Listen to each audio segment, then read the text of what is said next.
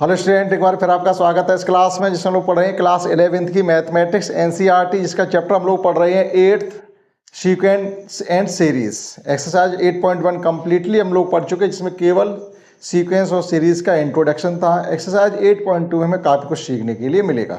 Exercise 8.2 के question 1 से लेकर 5 तक हम लोग ऑलरेडी कर चुके हैं। आज करने वाले हैं उससे नेक्स्ट क्वेश्चन यानी 6 से।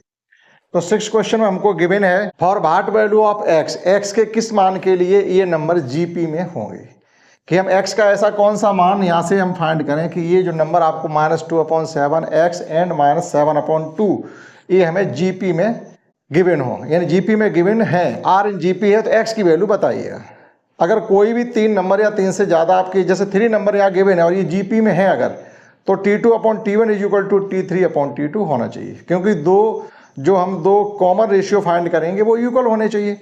तो हमें यहाँ पर करना क्या है, if -2/7 x and -7/2 will be in GP, GP में है, या आर इन जीपी लिखिएगा, are in GP, are in GP. अगर जीपी में है तो क्या होना चाहिए हमारा T2/T1 = T3/T2, जो कॉमन रेशियो है वो हमारा इक्वल होना चाहिए। दैट इज x/-2/7 -7/2/x, ये तो जाएगा T2/T1 = T3/T2। आप इसको सॉल्व करिएगा तो क्रॉस मल्टीप्लाई जब करेंगे तो ये x² आ रहा माइनस माइनस प्लस हो जाएगा 2/7 × 7/2, दैट इज आपस में कैंसिल आउट हो रहे हैं। तो फाइनली हमारे पास बचा हुआ है x² = 1, दैट इज x ± 1। अगर x का मान आप 1 लेंगे तब भी ये नंबर जीपी में होंगे, और x का मान अगर आप -1 सजेस्ट करेंगे तब भी गिवन नंबर आपके जीपी में होंगे। समझते हैं इसका नेक्स्ट क्वेश्चन 7। अब 7 से लेकर के इसमें कहा गया find the sum to indicate number to term in each of the geometric progression in exercise 7 to 10, यानी 7 से लेकर के 10 तक क्वेश्चन आपको जो भी गिवन है उनमें आपको सम फाइंड करना है, और ये लिखा हुआ है नेक्स्ट में कि हमें कितने टर्म का सम फाइंड करना है। तो देखिएगा 7 क्वेश्चन हमारे पास है। 7 क्वेश्चन है 0.15, 0.015, 15 ये 15, फिर आपका है 0.0015 डॉट डॉट डॉट। हमसे कहा गया है कि आप 20 टर्म का सम फाइंड करिएगा, 20 टर्म्स। एक ही जीपी आपको गिवन है, इसके 20 टर्म तक, इस जीपी के 20 टर्म का सम फाइंड करना है। तो सम फाइंड करने के लिए हमको क्या मालूम होना चाहिए, फर्स्ट टर्म a = 0.15 है ही, r = T2/T1, दैट इज 0.015/0.15। तो यहाँ पर पॉइंट के बाद 3 डिजिट है, तो यहाँ भी पॉइंट के बाद 3 डिजिट इस प्रकार से किए जा सकते, 1 0 लास्ट में इंक्रीज करके पॉइंट से पॉइंट आपका रिलीज हो जाएगा। तो फाइनली आ गया आपका 15/150, फाइनली आ गया आपका 1/10, 1/10 मीन्स आपका आ गया 0.1, ये आर आ गया आपका, r = 0.1, that is less than 1। 1.1 1 से कम होता है, क्योंकि लेस देन 1 क्यों लिखा, क्योंकि सम फाइंड करने के हमारे पास 2 रिलेशन होते हैं, r इज ग्रेटर देन 1 के लिए अलग है और r इज लेस देन 1 के लिए अलग है। तो हमने यहाँ से भी ये क्लियर कर लिया कि ये जो नंबर आपका ये कॉमन रेशियो आया है वो आपका लेस देन 1 है। नाउ वी हैव Sn = होता है a × 1 - r⁴n अपॉन 1 - r। कब होता है ये, जब r आपका लेस देन 1 हो, तब हम ये रिलेशन यूज करते हैं। पुट कर लीजिए वैल्यू इसमें S20, n = हमें 20 गिवन है, n = 20 गिवन है, 20 टर्म का हमें सम फाइंड करना है। S20 = a है हमारा 0.15, 1 - r है हमारा 0.1/20 अपॉन 1 - 0. एक तरीके से 1 रुपये से आप 10 पैसे कम करेंगे, ठीक है। तो ये आ गया आपका 0.15, और ये आपका सेम रहने दीजिएगा, इसमें हम कुछ भी नहीं करेंगे। 0.1/20 की ये बहुत बड़ा हो जाएगा, सॉल्व करेंगे जाके, तो हमें उसको सॉल्व नहीं करना। यहाँ पर आपका बचेगा 0.9, यानी 90 पैसे बचेंगे एक तरीके से। अब आप देखिएगा ये पॉइंट से पॉइंट भी रिलीज हो गया, तो 15 6 या 90, तो फाइनली आपका जवाब आ गया 1 - 0.1 upon 6।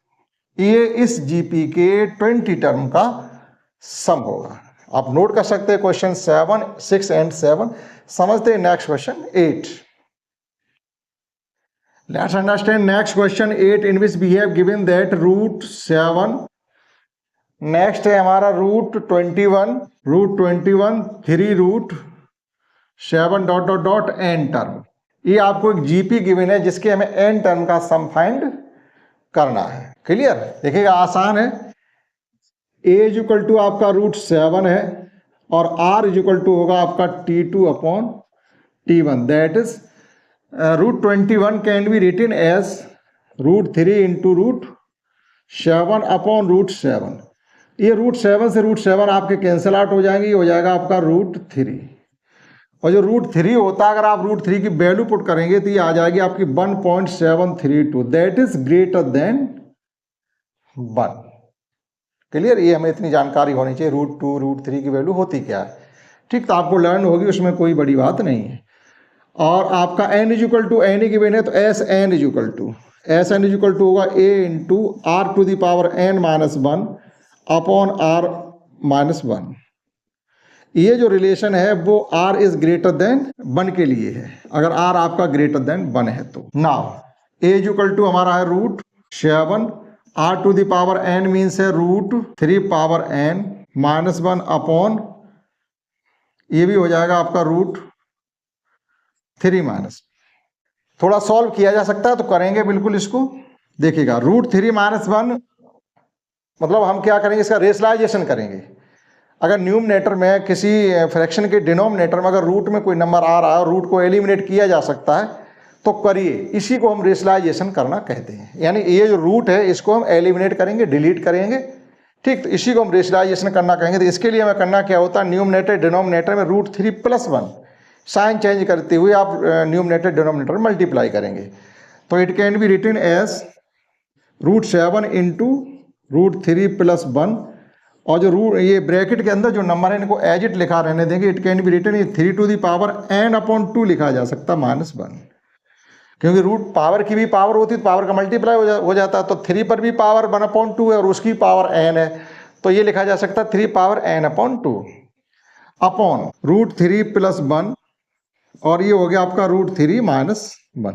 a plus b into a minus b can be written as a square minus b square. That is finally it can be written as root 7 into root 3 plus 1 upon ये हो जाएगा 3 minus 1 means 2 और into में रहने दीजिएगा आप 3 power n upon 2 minus 1। इससे आगे इसको नहीं करिएगा क्योंकि किया भी नहीं जा सकता, कोई करके हमें लाभ मिलने वाला नहीं है। समझते हैं? नेक्स्ट क्वेश्चन 10 वो 9 में हमको गिवन है 1 minus A square. 9 question 1 minus A square. After that आपको गिवन है माइनस ए क्यू डॉट डॉट डॉट। इसके भी हमें एन टर्म का सम ही फाइंड करना है, एन टर्म। क्लियर? सब कुछ हमको गिवन है। देखिएगा ए इज इक्वल टू क्या है, यहाँ पर ए इज इक्वल फर्स्ट टर्म हमारा 1 है, आर इज इक्वल टू है हमारा T2 upon T1 that is minus A upon 1। तो फाइनली हमारा माइनस ए ही रहा है। लेकिन यहाँ हमको कहा गया है ब्रैकेट में कि a is not is equal to minus 1। A की वैल्यू माइनस 1 के इक्वल नहीं है, तो माइनस 1 के इक्वल नहीं, इसका मतलब ये 0 मतलब ग्रेटर देन 1 मान के चलेंगे, क्योंकि यहाँ पर हमको इस प्रकार से गिवन है a not is equal to minus 1। इसका मतलब है कि जो r है वो ग्रेटर देन 1 होना चाहिए। ठीक, इस प्रकार से आप मान के चलेंगे। ठीक, r इज ग्रेटर देन 1 का रिलेशन लगा लेंगे, n ही है। तो ये आपका S N is equal to हो जाएगा a into r to the power n minus 1 upon r minus 1। इस रिलेशन को हम लगा रहे हैं, जो रिलेशन आपका r इज ग्रेटर देन 1 के लिए यूज किया जा सकता है, ग्रेटर देन 1 के लिए। लेकिन ये नेगेटिव साइन में है, लेकिन हम r इज ग्रेटर देन 1 के लिए यूज करें, क्योंकि यहाँ कह दिया a is greater than minus 1 है। पुट कर दीजिएगा S N is equal to आपका हो जाएगा a की वैल्यू 1 है और ये है आपका माइनस ए पे power n minus 1 upon minus A minus 1 minus A minus 1, क्योंकि r भी हमारा माइनस 1 है और ये भी 1 रहेगा। तो फाइनली ये हो जाएगा कुल मिलाकर के आपका 1 माइनस आर ए पे पावर, माइनस साइन कॉमन ले रहे हम, यहाँ से माइनस साइन कॉमन अगर ले लें, क्यों ले रहे minus sign common, 1 minus A पे पावर एन अपॉन 1 प्लस ए, ये आपका माइनस माइनस कैंसिल हो गया। अब आप मैच कर सकते हैं -1 माइनस ए पे पावर एन अपॉन 1 प्लस ए। इससे आगे इसको सॉल्व नहीं करिएगा, आप मैच कर सकते हैं। समझते हैं नेक्स्ट क्वेश्चन 10 सी, और इसमें थोड़ा समझिएगा, जैसे यहाँ पर हमारा आर इज नेगेटिव ही आया है। जब आर हमारा नेगेटिव आया है तो जितने नेगेटिव के नंबर होते हैं वो तो लेस देन 1 ही होते हैं, समझने वाली बात नहीं थी। तो वो थोड़ा आप इसमें करेक्शन करिएगा, ये जो रहेगा आपका आर इज लेस देन 1 के लिए लगाइएगा रिलेशन, ठीक, आर इज लेस देन 1 के लिए, r power 1 minus are power n, ठीक, वो ठीक नहीं रहता फिर 1 माइनस आर, ठीक, यहाँ से आपका फिर उतना ही निकल के आएगा, ठीक है, यहाँ से उतना ही निकल के आएगा। समझते हैं 10।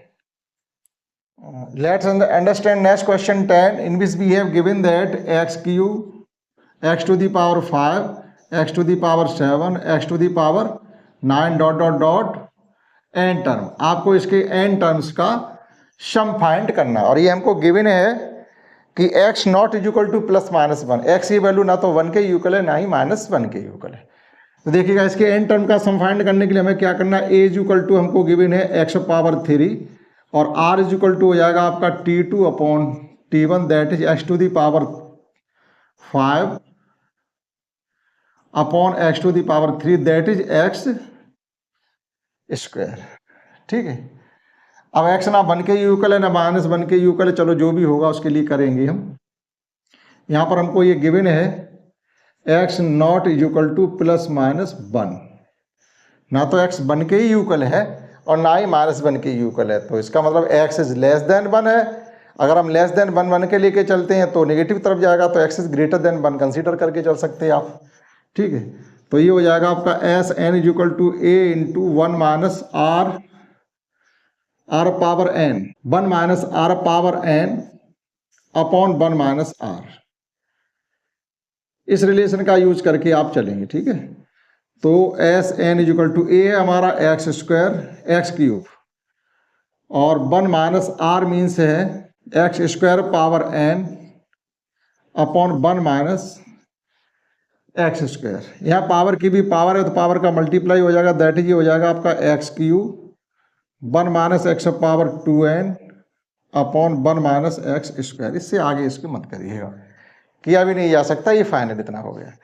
तो ये जो क्वेश्चन 1 से लेकर के 7 से लेकर के 10 तक थे, इसमें कहा गया था जो गिवन इंडिकेट में आपको गिवन है कि हमें कहाँ तक सम फाइंड करना है, वो सम फाइंड करना था।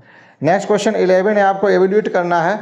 देखिएगा एक सिग्मा के फॉर्म में आपको एक जीपी गिवन है, इवेल्युएट सिग्मा के इज इक्वल टू 1 से लेकर के 11 तक, के इज इक्वल टू 1 से लेकर के 11 तक 2 प्लस 3 पावर के सॉल्व करना है इसको। इसका मतलब ये कि ये जीपी है जिसके 11 टर्म का हमें सम फाइंड करना है, 11 टर्म का सम फाइंड करना, that is it can be written as 2 plus 3।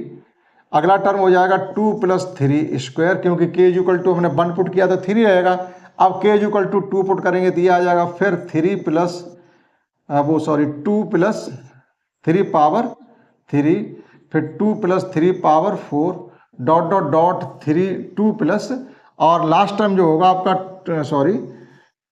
2 plus 3 power 11।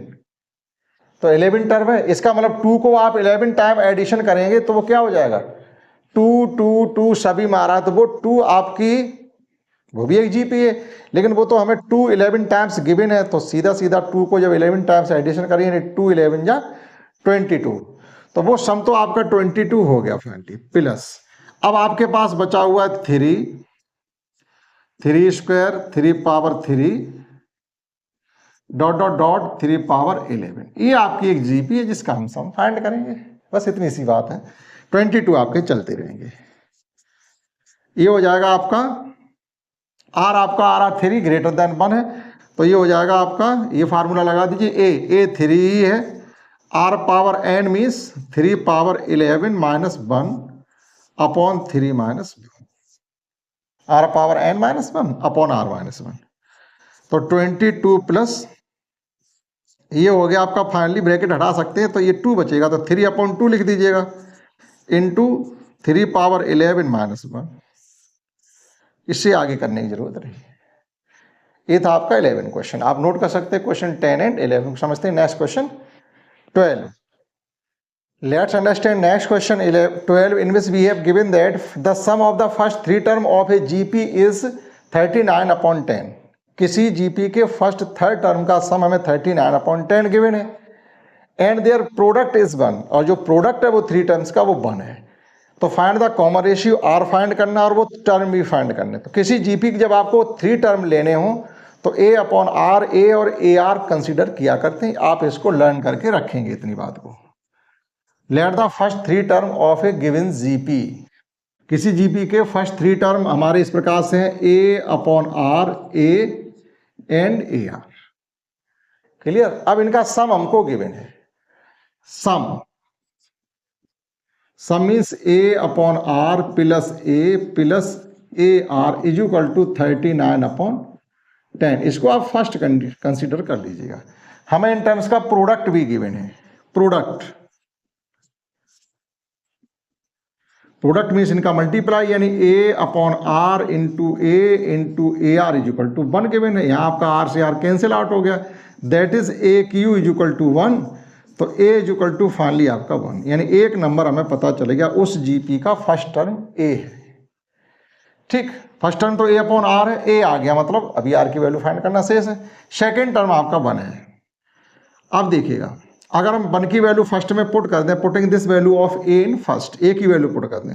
A की वैल्यू अगर हम फर्स्ट में पुट करते हैं तो ये हो जाएगा फाइनली आपका 1/R plus 1 plus R is equal to 39/10।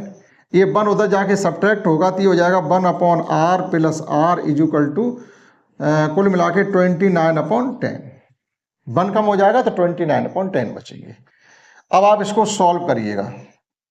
यहाँ जब सॉल्व करेंगे तो ये हो जाएगा आपका 1 plus R² is equal to 39/10। Cross multiply जैसे हम इनका करेंगे तो ये आ जाएगा आपका 10 प्लस 10R²